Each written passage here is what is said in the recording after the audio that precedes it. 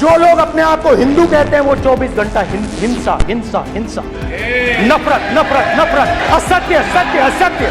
इस देश में शायद इनको मालूम नहीं है, करोड़ों लोग अपने आप को गर्व से हिंदू कहते हैं।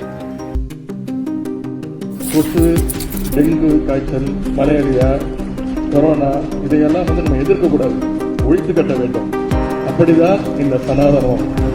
तो आपने तो ये वो वीडियो देखी है जो हाल की घटनाओं में हुए हैं, जिसमें साफ उच्च पदों पर बैठे हुए लोगों के द्वारा कहा जाता है कि जो हिंदू है वो असहिष्णु होता जा रहा है। और आज के समय में तमाम ऐसे अच्छे अच्छे पदों पर बैठे प्रतिष्ठित व्यक्ति हैं जो हिंदू धर्म को लेकर, सनातन धर्म को लेकर हमेशा कटाक्ष या फिर उसके बारे में भला बुरा बोलते रहते हैं। लेकिन इनको यह नहीं पता 140 करोड़ की जनता में आबादी हिंदुओं की कितनी ज्यादा सहिष्णु है कि इनके द्वारा दिए गए बकवास बयान को भी आसानी से सह जाती और कुछ कहती भी नहीं है। तो देखिए, आज के समय में कुल मिलाकर हिंदू धर्म की हालत या कहें सनातन धर्म की हालत ये हो गई है कि आज के समय में कुछ ऐसे संतों का अपना एक धर्म, अपना एक मठ बनते जा रहा है जो हिंदू धर्म को कुछ और ही प्रकार से प्रदर्शित कर रहे लोगों के सामने। कुछ जाति के नाम पर बवाल कर रहे हैं तो कुछ चमत्कार के नाम पे बवाल कर रहे हैं। और आज के समय में जनता भी ऐसी हो चुकी है, वो वेद और पुराणों को छोड़कर इन्हीं कुछ पाखंडी राजनेताओं की बातों को सुनती है, तो कुछ ऐसे ढोंगी बाबाओं की बात मान लेती है जो कि बिल्कुल भी तर्क संगत है ही नहीं। यानी बिना दिमाग लगाए और बिना सोचे समझे उनके द्वारा कही गई बातों को वो ब्लाइंडली सपोर्ट करते हैं। और हिंदू धर्म में पाए जाने वाले ऐसे लोग जो ब्लाइंडली ट्रस्ट किसी पर भी आसानी से बिना जांच पड़ताल के कर लेते हैं, ये ऐसे ही लोग होते हैं जिनको आसानी से भ्रमित भी कर दिया जाता है। जिसकी वजह से हमेशा एक प्रश्न लोगों के द्वारा ये पूछा जाता है कि अगर हिंदू धर्म सबसे पुरातन धर्म है तो इसकी स्थापना कैसे हुई, किसने की? तो देखिए, हिंदू धर्म या कहें सनातन धर्म एक ऐसा धर्म है जिसका ना आदि है ना अंत है। हालांकि सच्चे धर्म गुरु और कुछ जानकारों के अनुसार वर्तमान में ऐसा कहा जाता है कि हिंदू धर्म यानी सनातन धर्म की जो शुरुआत है वो इस पृथ्वी के सबसे प्रथम मनुष्य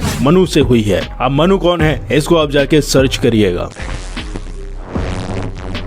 या अगर दूसरे भाषा में कहें तो भगवान विष्णु से ब्रह्मा की उत्पत्ति हुई और ब्रह्मा से रुद्रों की उत्पत्ति हुई। और ये रुद्र अवतार कोई और नहीं, भगवान शिव के ही रुद्र अवतार थे। और भगवान शिव के इन रुद्र अवतारों में से उनके 7 प्रमुख शिष्य बने और भगवान शिव के इन्हीं 7 शिष्यों को धर्म की जानकारी दी गई कि आखिर धर्म होता क्या है। और भगवान शिव के इन 7 शिष्यों ने धर्म के ज्ञान को अपने अपने तरीके से लोगों तक पहुंचाया। और इस तरीके से इन 7 शिष्यों के द्वारा ज्ञान फैलाते फैलाते ऐसा कहा जाता है कई वेद और काव्यों की रचना की गई, जिसमें से सबसे प्रमुख वेद बनाया गया ऋग्वेद। और ऐसा कहा भी जाता है कि ऋग्वेद की रचनाओं में लगभग 414 ऋषियों के नाम मिलते हैं, जिनमें से लगभग 30 नाम महिला ऋषियों के मिलते हैं। और जितने भी ये ऋषि मुनि रहे हैं, वेद लिखते गए धर्म क्या होता है, धर्म कैसे धारण किया जाता है, धर्म की परिभाषा क्या है, इन सभी बातों से लेकर मनुष्य को मोक्ष की प्राप्ति किस प्रकार से होगी, इन सभी प्रकार की जानकारियाँ ऋग्वेद और अन्य वेदों में बड़े विस्तार से बताई गई हैं।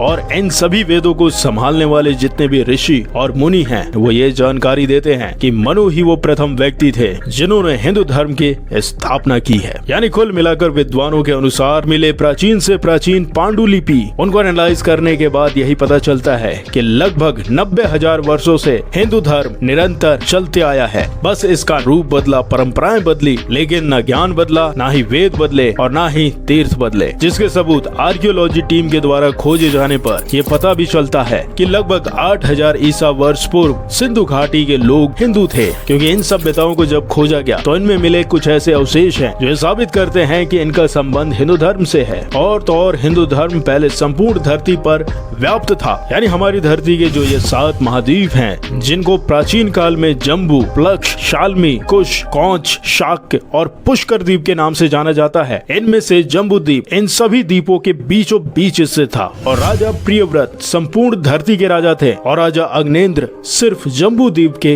राजा थे। और जो जम्बू द्वीप था यानी जो हमारा प्राचीन अखंड भारत था वो 9 खंडों में विभाजित था, जिनके नाम थे इलाव्रत, भद्राश्व, किमपुरुष, भारत, हरि, केतुमाल, रम्यक, कुरु और हिरण्यम। और इन विशाल खंडों में जो एक खंड था उसी को भारत खंड यानी भारत वर्ष कहा गया। और भारतवर्ष के भी उस जमाने में 9 खंड हुआ करते थे, जिसमें इंद्रद्वीप, कसेरू, ताम्रपड़, गभस्तिमान, नागद्वीप, सौम्य, गंधर्व और वारुण था, जो कि उस जमाने में समुद्र से घिरा हुआ द्वीप था, जिसको नवाद्वीप कहा जाता था। तो ये जो इतिहास है वो ये दर्शाता है कि जो भारतवर्ष खंड है वो मात्र जम्मू द्वीप का एक खंड है, और इस भारतवर्ष के इतिहास को ही हिंदू धर्म का इतिहास नहीं समझना चाहिए, क्योंकि जो हिंदू धर्म है या फिर कहें जो सनातन धर्म है वो इतना ज्यादा विशाल है, उसके अंदर सब कुछ समाहित हो जाता है। लेकिन जब धीरे धीरे समय बदला और जम्मू द्वीप का धीरे धीरे विभाजन होने लगा, और जब 20वीं सदी की शुरुआत होने लगी, और जब अखंड भारत से अलग दुनिया के अन्य हिस्सों में लोग पढ़ना लिखना और सभ्य होना सीख रहे थे, तो दूसरी ओर भारत में विक्रमादित्य, पाणिनि, चाणक्य जैसे विद्वान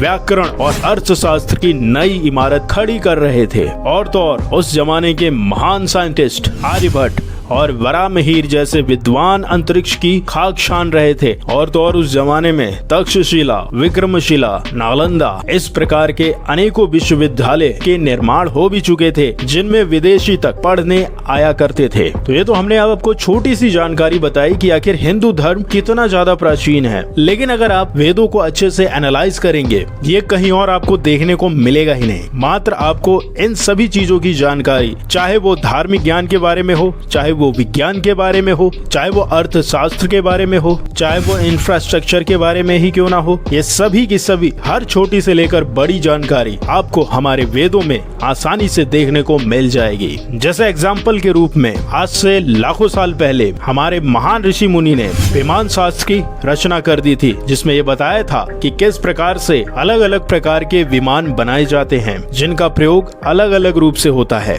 जिसको पढ़कर, जिसको एनालाइज करके आज के समय में नासा हो या इसरो हो, अलग अलग प्रकार के विमानों के निर्माण कर रहे हैं। तो आप सोचिए कि इतना सब कुछ जब इस धर्म ने दिया, तो कैसे ये धर्म असहिष्णु हो गया है, इसके बारे में आपको सोचना चाहिए। लेकिन फिर भी इतिहास गवाह रहा है, जब जब इस धर्म की हानि हुई है, तब तब ये धर्म और तेजी से प्रगतिशील हुआ है। तो उम्मीद करते हैं आपको ये छोटी सी जानकारी अच्छी लगी होगी। तो इस वीडियो को आप अधिकतर लोगों के साथ शेयर करिएगा। फिर मिलते हैं किसी दूसरे टॉपिक में, तब तक के लिए नमस्कार।